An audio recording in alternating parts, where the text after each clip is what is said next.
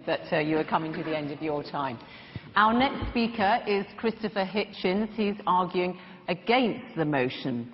Christopher Hitchens is British by origin, but he has spent most of his working life in the United States. He is a writer, journalist and commentator, particularly well known for his trenchant and views and very original thinking. He works on Vanity Fair magazine, where he memorably wrote a less than complimentary profile, I would have to say, Christopher, of the late Mother Teresa.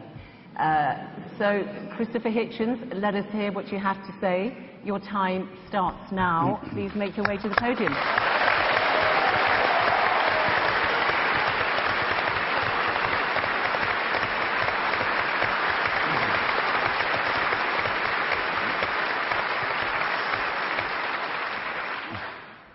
Well, Your Grace, ladies and gentlemen, brothers and sisters, and Zainab, who did something that I almost never have had experienced before, paid a compliment to my shirt before we came on tonight, which I was able to return by pointing to hers, which you're feasting your eyes on now, and saying, I once saw Norman St. John Stevas, now Lord Stevas of Fawley, wearing a shirt just like that on the television.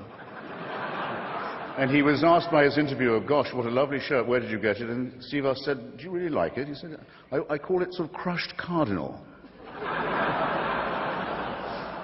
I might add, in the spirit of fraternity, which I'm sure will inform this entire soiree, that the mere existence of Lord Stevas of Fawley is testimony to the breadth of the church.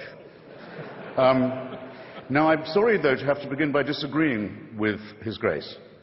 If you're going to be a serious grown-up person and appear to defend the Catholic Church in public in front of an educated and literate audience, you simply have to start by making a great number of heartfelt apologies and requests for contrition and forgiveness. Now, you might ask,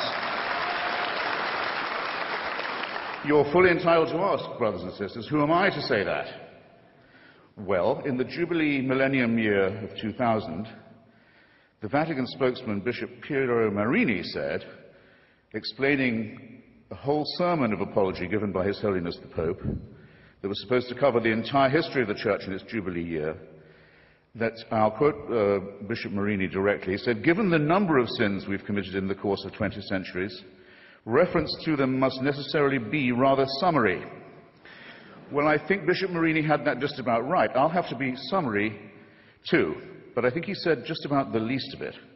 His Holiness on that occasion, it was March the 12th, 2000, if you wish to look it up, begged forgiveness for, among some other things, the Crusades, the Inquisition, the persecution of the Jewish people, injustice towards women, that's half the human race right there, and the forced conversion of indigenous peoples, especially in South America. And that followed a whole series of preceding apologies, or apologies, I would say, of a kind, made by the late Pope John Paul, who, it troubles me not at all to say, was a very impressive and serious human being. It followed no less than 94, count them, public recognitions on his part of appalling crime and error and cruelty and stupidity and offences to the free intelligence, ranging from, I shall be summary, like Bishop Marini, the African slave trade, apologised for in 1995, the admission that Galileo was right about the relationship between the sun and the earth and other orbs, which came in 1992, one might add. No, I won't say, it's too easy to say better late than never. Here, I said it. To violence and torture, legalized torture. Torture was legalized and institutionalized by the Roman Pontiff during the Counter-Reformation. That came in 1995. And for silence during Hitler's final solution, or Shoah, as well as, in 1999, coming in just under the Millennium Jubilee wire, an apology for the burning alive in the main square of Prague of the great Czech Protestant Jan Hus.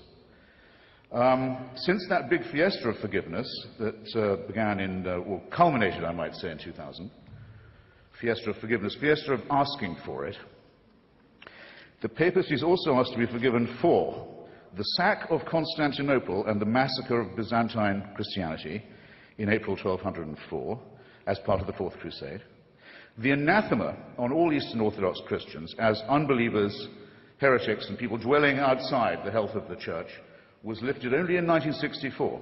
I call your attention to that.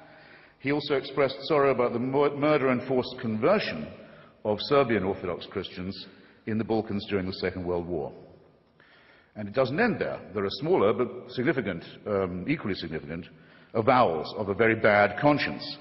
These have included regret for the rape and the torture of orphans and other children in church-run schools in almost every country on earth, from Ireland to Australia. And I'm pleased to see that due reconsideration is now being given, and may in fact have been given, to the hellish, I choose the word carefully, doctrine of limbo, St. Augustine's cruel and stupid disposal problem, solution to a non-existent problem, that is to say, the destination of the souls of unbaptized children.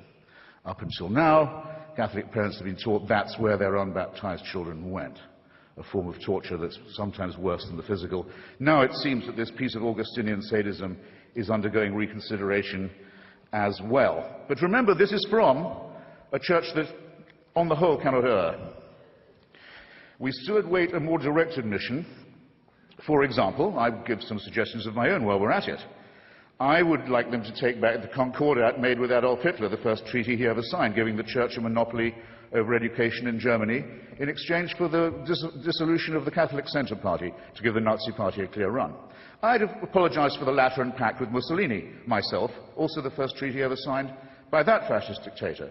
I would also think I'd want to reconsider the fact that Father Tiso, head of the Nazi puppet state in Slovakia, was a priest in holy orders, that the Croatian fascist puppet state, the Ustaša state of Ante Pavelic, was also operating under full clerical protection and disguise, as was the regime of General Franco and the dictator Antonio Salazar. And I really think I would beg forgiveness for this. I don't think the German church should have asked Hitler's birthday to be celebrated from the pulpit every year until he died.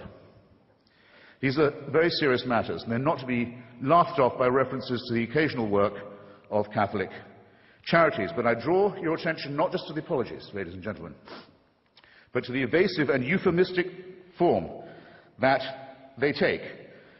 Joseph Ratzinger, the current Pope, considered by some, by Catholics, to be the Vicar of Christ on earth, says of the Indians who were massacred in the course of conversion in Brazil, after the apology had been made to them, he said, nonetheless, it must be remembered that before we came to convert them, they were silently awaiting the arrival of the Church.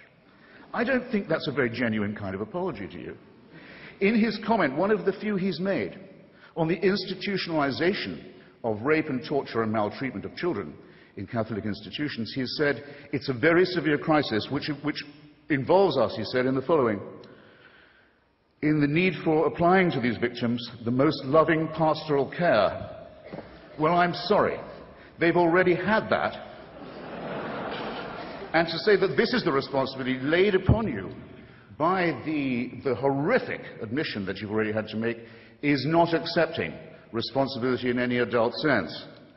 When I say child abuse was institutional, how dare I say so? How can I prove it? How can I prove such a thing? Well, I'll ask His Grace, and I'll ask Anne Widdecombe. Where is Cardinal Bernard Law now? Where is he?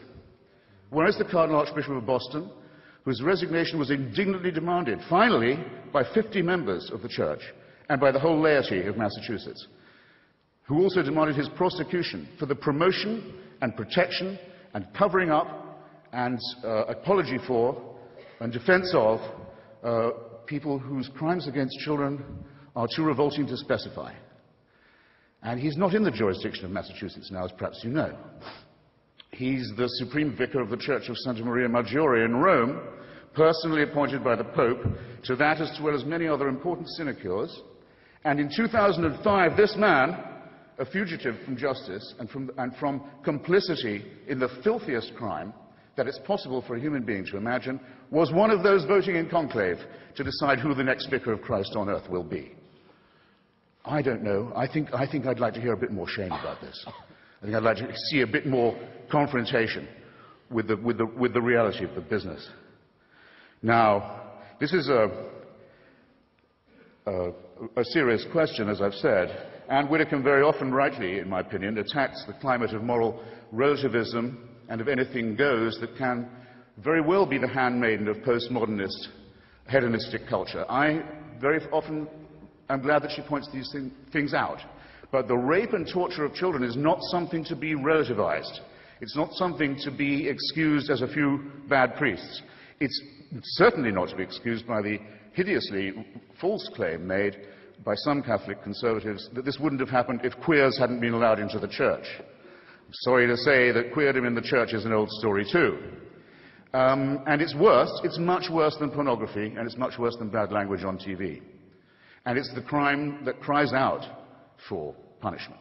It's the thing that if we were accused of on this side of the House, we would die rather than admit. And if we were guilty of it, would kill ourselves. And it's the one thing the Church has decided to excuse itself for under this papacy.